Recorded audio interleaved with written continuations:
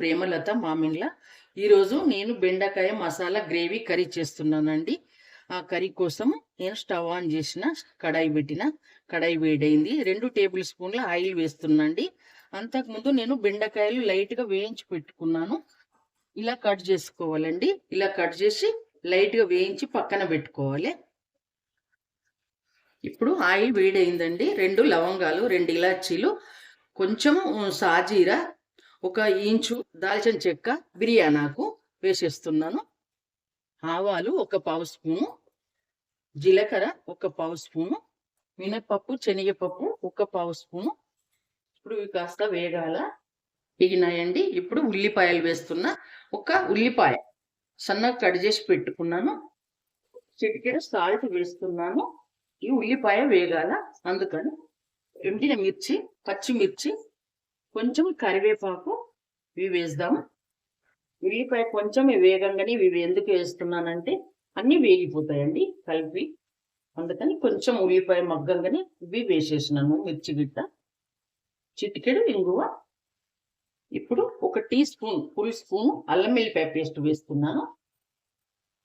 ముందు ఎందుకు వేస్తున్నానంటే ఇది కాస్త పచ్చి వాసన పోవాలని. నేను ఉల్లిపాయ, టమాటా ఆయిల్లో వేయించి పేస్ట్ పట్టుకున్నానండి, అందుకని అది తర్వాత వేద్దామని ఇది ముందు వేస్తున్నాను.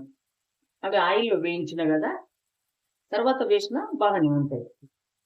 ఇది మాత్రం పచ్చి వాసన పోవాలి. టమాటా, ఉల్లిపాయ, 1 ఉల్లిపాయ పెద్దది, 2 టమాటాలు, పచ్చిమిర్చి, కరివేపాకు, కొత్తిమీరాకు ఇవి పేస్ట్ పట్టినండి. ఉల్లిపాయ టమాటానేమో ఆయిల్లో వేయించిన, కొత్తిమీర, కలియమాకు అవన్నీ పచ్చి వేస్తున్నానండి. వేసి మిక్సీ పట్టేసిన.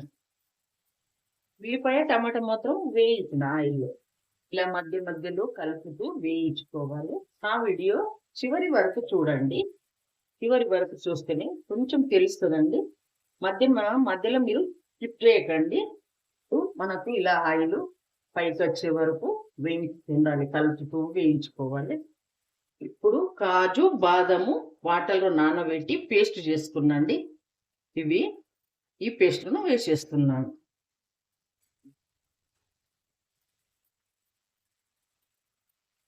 ఇప్పుడు ఇది కాస్త వేగాలి, పచ్చి వాసన పోయే వరకు ఇది కూడా వేగాలి. ఇప్పుడు పసుపు వేయాలండి. పావు స్పూన్ పసుపు వేస్తున్నా. ఇప్పుడు చూడండి, ఇది కాస్త వేగిపోయింది. మనకు ఆయిల్ కనపడుతుంది. మనకి ఇక్కడ కడాయికి అంటుకోకుండా ఉండాలి పేస్ట్. ఈ టైంలో మనము ఉప్పు, కారం వేసుకోవచ్చు. 1 టీ స్పూన్ కారం వేస్తున్నా. నేను చేసే బెండకాయ పావు కిలోనేనండి. పచ్చిమిర్చి కూడా 4 వేసిన కదా పేస్టులో, అందుకని టీ స్పూన్ కారం, 1/2 టీ స్పూన్ సాల్ట్ వేస్తున్నా. 1 టీ స్పూన్ ధనియాల పొడి వేస్తున్నా. 1 చిటికెడు జీలకర్ర పొడి వేస్తున్నాండి, చిటికెడే. ఇప్పుడు ఇవన్నీ మసాలాలన్నీ కొంచెం వేగనిస్తాము. ఇప్పుడు ఈ ఆయిల్లో వేయించిన బెండకాయలు వేద్దాము. ఇవి కూడా కాస్త మసాలా పట్టాలండి వీటికి. ఇది నా స్టైల్ అండి. ఒక్కొక్కళ్ళం ఒక్కొక్క స్టైల్గా చేస్తాం కదా, అందరం ఒకేలాగా చేయం కదా. ఇది నా స్టైల్ అంటండి. కొంచెం వాటర్ వేస్తండి. ఫస్ట్ కొంచెం వేసుకుందాం. ఇప్పుడు 1 గ్లాస్ వాటర్ వేస్తుందండి. అంటే మొత్తం గ్లాసున్నర వాటర్ వేస్తున్నానండి. కొంచెం మసాలాలు ఎక్కువని పట్టిన నేను పేస్టులు, అందుకని కొంచెం వాటర్ ఎక్కువ వేస్తాను. ఇప్పుడు దీన్ని ఉడకనిస్తాం. కొంచెం మూత పెట్టేసుకోవాలి, తొందరగా ఉడికిపోతుంది మనకు.